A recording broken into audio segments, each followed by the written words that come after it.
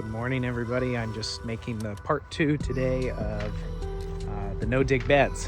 So I wanted to show you guys where we're at so far. So I've done a little more work on the beds. I've gotten most of the cardboard laid and my 6 to 8 inches of compost on the beds.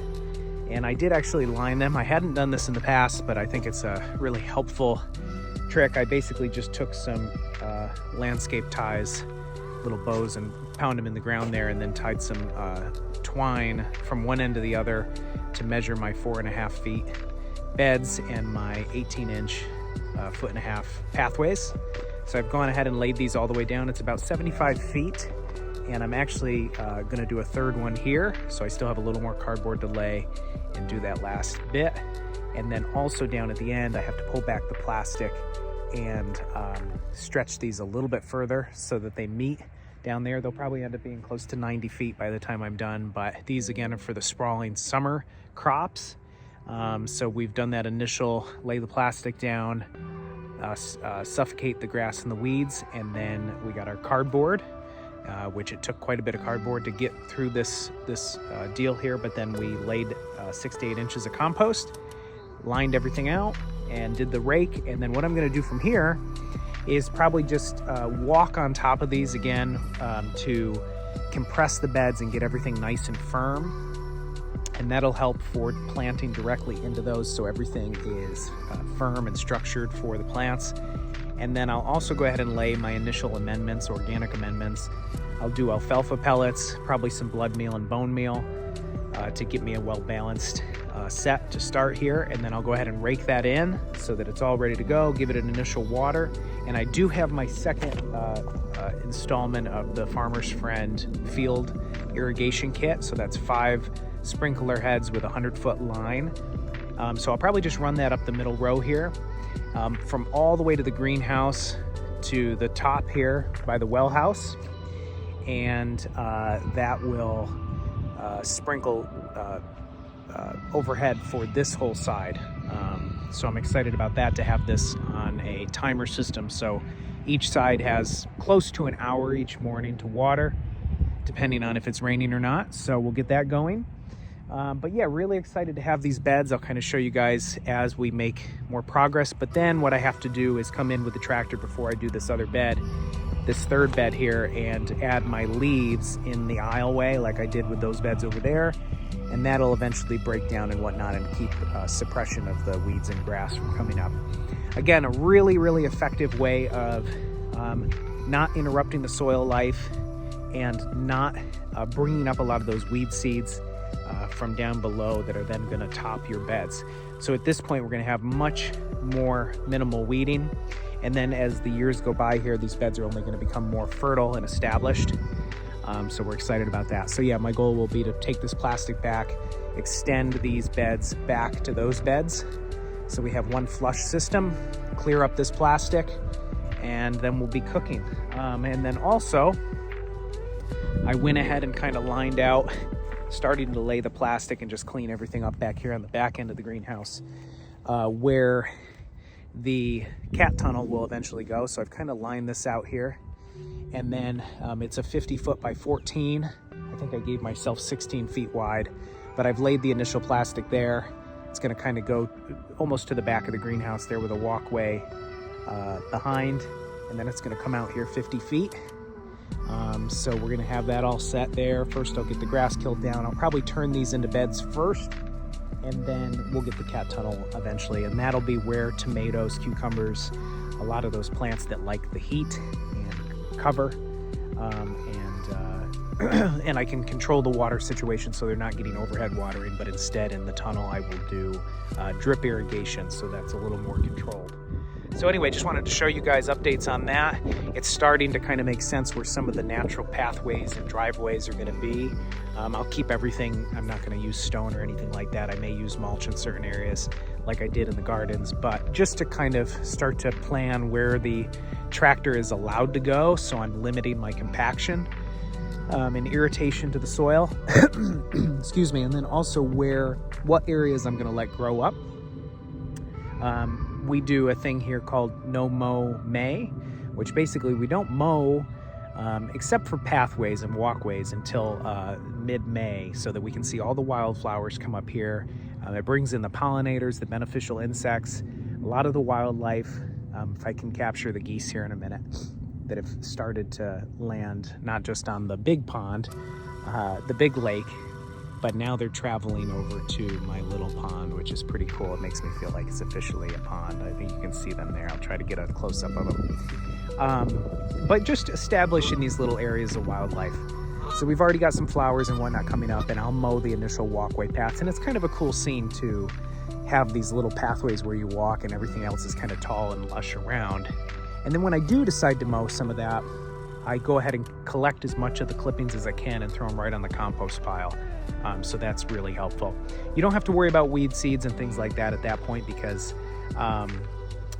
if you get your compost piles up to 130, 140 degrees and beyond, it's going to sterilize and kill most of those weed seeds, and you do that with the nitrogen-rich materials like grass clippings and whatnot. So as long as you get that temperature up, it's going to kill the weed seeds and not something you need to be concerned with when you add that to the top of your beds.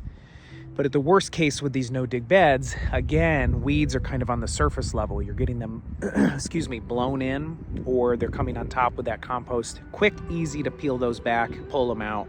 Do that when they're small, and you're going to avoid a lot of the major issues.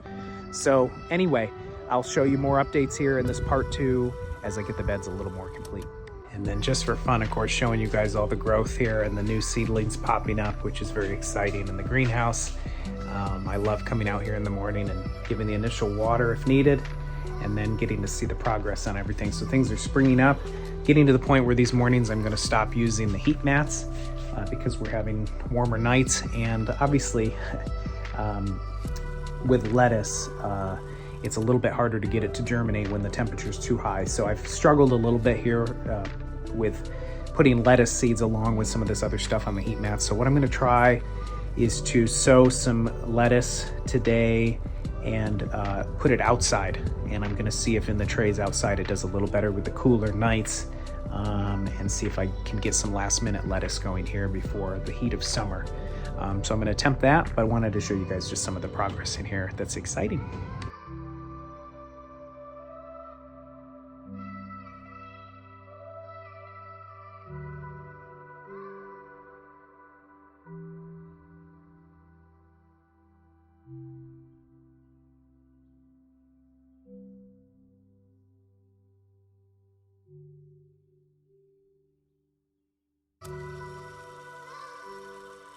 Well, in between finishing these beds over here, I had to get some potatoes in the ground. A couple varieties of potatoes that we had that I let chit out, which is where you just let those stubs that start to provide new growth there come to a head. So that happens when you kind of let those potatoes into light.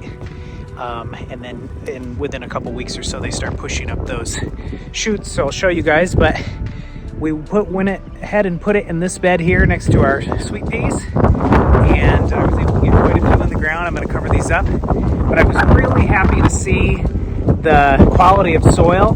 Sorry, another windy day. That's our early spring wind.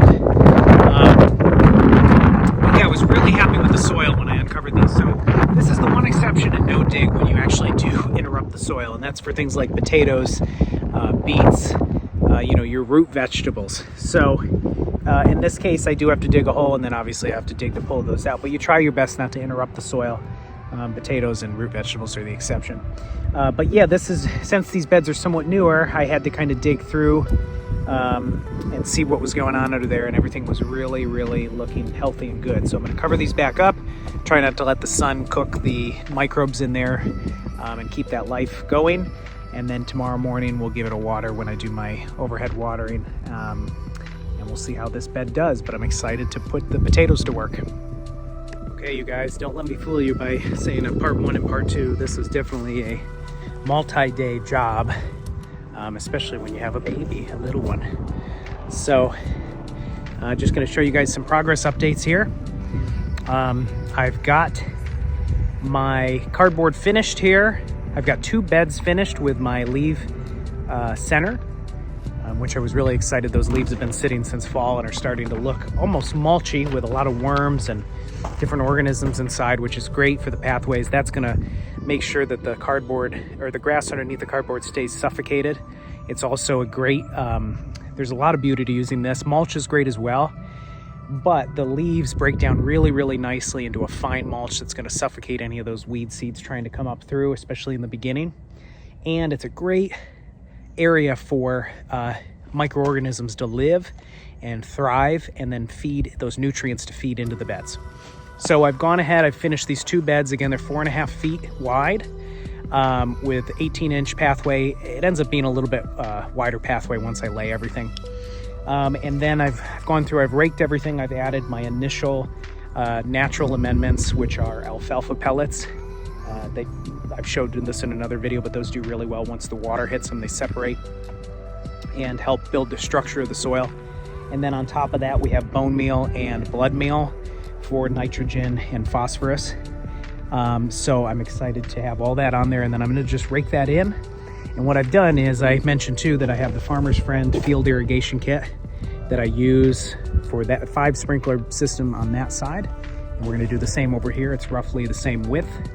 So down the middle bed, I've run this line, and I almost have it hooked up. I was disappointed in the packaging. They forgot to send the wobblers, the actual sprinkler heads, which I'm sure was an honest mistake. So I'll touch base with them this week and try to get that, the sprinkler sent out so I can get this going, because it does extend all the way down to my greenhouse bed, which does need to be watered, and I'm currently doing that by hand. So that'll be nice to have. And then here we have the 3rd one. So I'm gonna just rake this in, do the same process. Once I get this raked, I'm gonna add that middle row of leaves.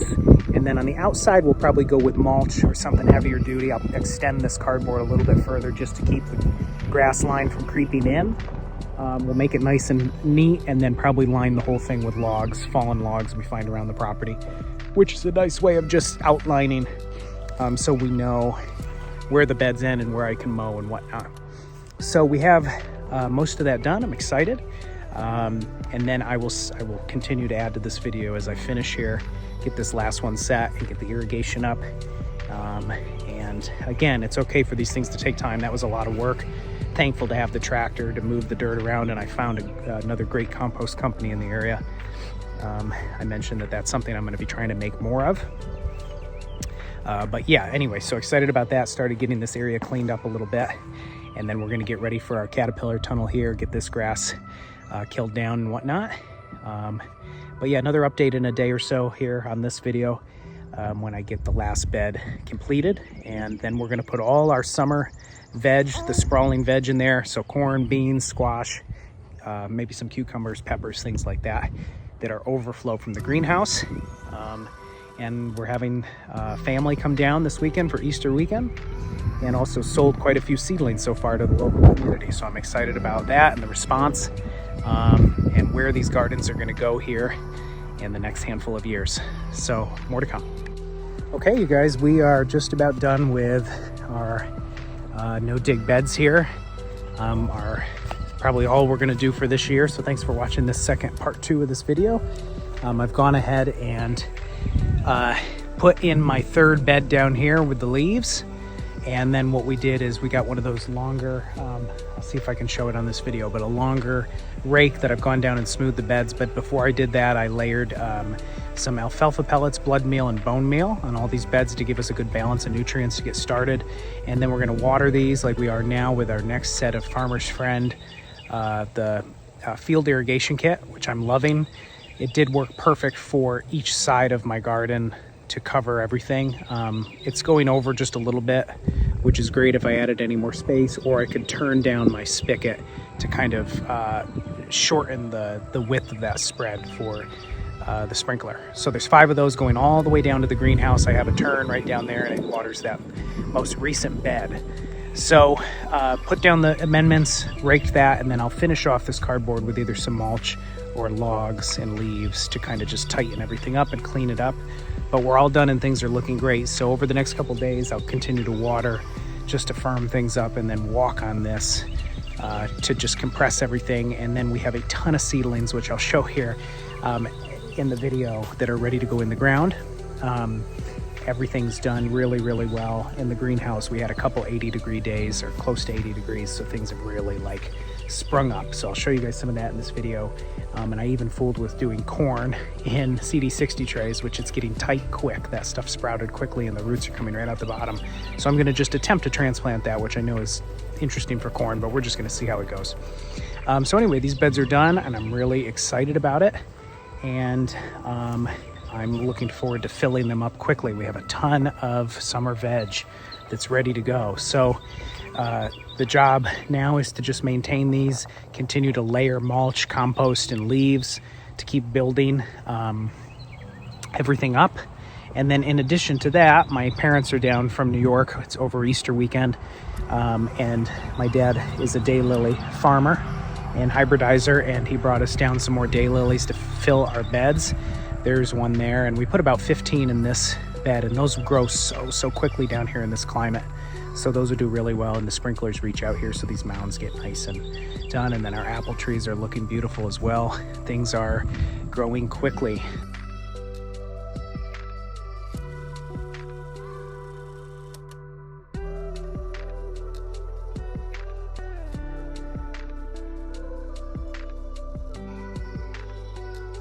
So like I mentioned, my parents came down this weekend, which is a great help, and my dad helped us build the farm shed, which I'll show you guys, the farm stand that's going to be out by the road, so we're really excited about that. And I just wanted to show you all the peaches. This was one of the trees that was on our property when we moved in, and it is full of peaches, probably hundreds, well, at least over 100 peaches on this tree. So I'm excited to thin those out and see what we get for fruit this year. That'll be really cool. So this is the oldest tree on the property right now as far as fruit trees go, but we have every variety, well, apples, pears, plums, apricots, pomegranate, cherry, all sorts of things that are planted here in their first and second year. So we'll show you guys those developments as they go. But now we'll walk you down to the farm stand, which is getting closer. I'll have an update for this once it's done. But here it is. It's a 10 by 10 shed that we have slanted the roof towards the southern facing sky in case we ever do any solar collection off that roof. And we also did the slant for rain capture as well. But there it is next to the road where our second drive comes in. So folks can park here close by, grab their goods and go. And we're gonna paint this. First we have metal roofing that's gonna go on top. And then we're gonna paint this the same color as our house, which is a nice kind of foresty green. And then we'll get some shelves in here. We'll put some landscape fabric and stone to make that nice and neat. And probably paint the inside as well, because these are all live edge boards. And some of the mildew and mold came in from them sitting out in the rain, not being protected. So we'll get this all tidied up and cleaned up, put some shelves in there, and get it situated. Eventually my goal is to put a nice little commercial refrigerator in there as well, to show off some of the produce and also protect it from the elements. It is facing in a direction that should protect it from most of the sun and the hot summers we have here, but maybe not so much from rain. So we'll just have to see how everything goes, but really excited about that. I'll show you developments as we go. Just a small little space, and we're planning on getting a mural or some type of design on this road facing side so that folks can see, and then also updating our mailbox and putting a little sign out by the road so folks, when they're passing between our towns here, they can see the signs and come on in for produce, seedlings. Sierra, my wife, makes candles and journals and all sorts of home goods like that. So really anything that we do here on the property, we're excited to sell at the farm stand. So that's that exciting update. So thank you guys for watching. Thanks for checking out the no-dig methods. We'll have more beds to come, but my next objective is to fill those beds and get things growing for this year. And I'll be excited to share with you as we go. So thanks for following along, and all the love to you guys.